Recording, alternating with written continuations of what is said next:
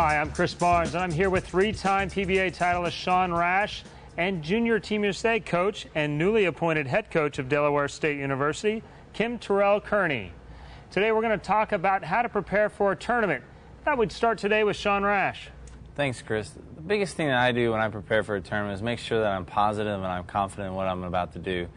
Out there in the PBA Tour, we bowl in 5 different patterns week in, week out, and it's very challenging trying to make sure you stay in a positive frame of mind each week. Sometimes you have a bad week on a certain pattern and you change patterns the next week.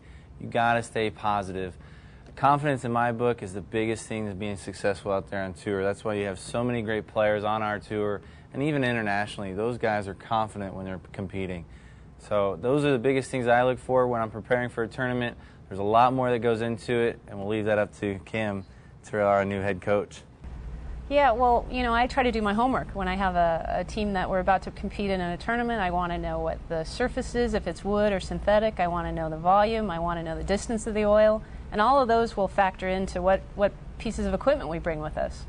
Some of the other things, I may look to the past at some of the events that we played in this tournament before and what was successful for us and other teams, and make sure that my players are prepared, that their skills are in place and we've worked on the things that may be necessary.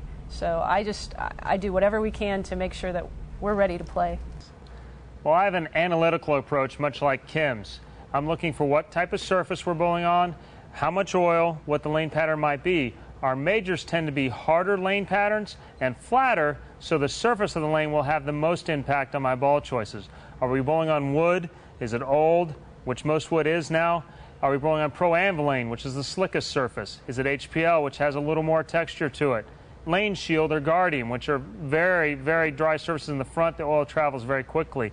These all affect my choices, and I think they'll affect yours too, and that's how we think you ought to prepare for a tournament. If you have any other questions, get in touch with a USBC certified coach.